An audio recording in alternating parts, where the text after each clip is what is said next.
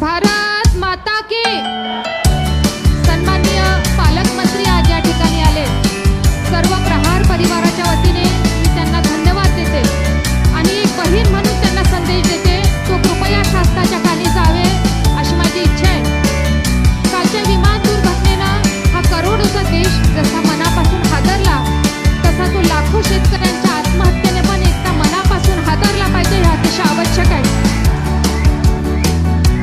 बच्चू कडू वारंवार आंदोलन करते हे शासनाला माहिती आहे आणि माननीय महसूल मंत्र्यांनी ते या ठिकाणी म्हटलं तर सुद्धा की बच्चू भाऊ तुम्ही पुन्हा स्वतः आंदोलनाला बसू शकता, पण तुमची बहीण म्हणून तुम्हाला सांगते चंद्रशेखर भाऊ, एक लक्षात घ्या की कोण्याही आंदोलकाला आंदोलन हे सोपं नसतं।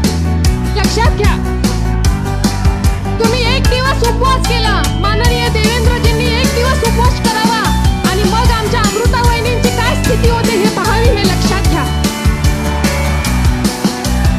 मला संपूर्ण शासनाला हे सांगायचं आहे, कोणताही पक्ष असो तो सत्तेत गेल्यावर त्यांनी सर्वांनी एकत्रित बसावं आणि माय बाप शेतकऱ्यासाठी एकदा पूर्णतः आपलं नियोजन आखावं।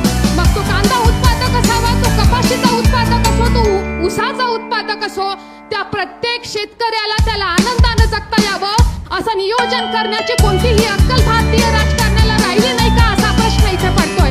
म्हणून सगळ्या पक्षातील राजकारण्याला ही सामान्य माणसाच्या वतीने एक विनंती आहे की एकदा काहीतरी शेतीचं नियोजन ठरवा, जेणेकरून आंदोलनाला हे 50 आंदोलन कधीतरी पाहायला पाहिजे या सरकारने येऊन। अरे हा बच्चू कडू 5व्यांदा अन्नत्याग आंदोलन करतोय, त्याला काय सोडावर देण्यासाठी त्याच्या मायेने जन्माला घातलं काय हे आपण पाहिलं पाहिजे।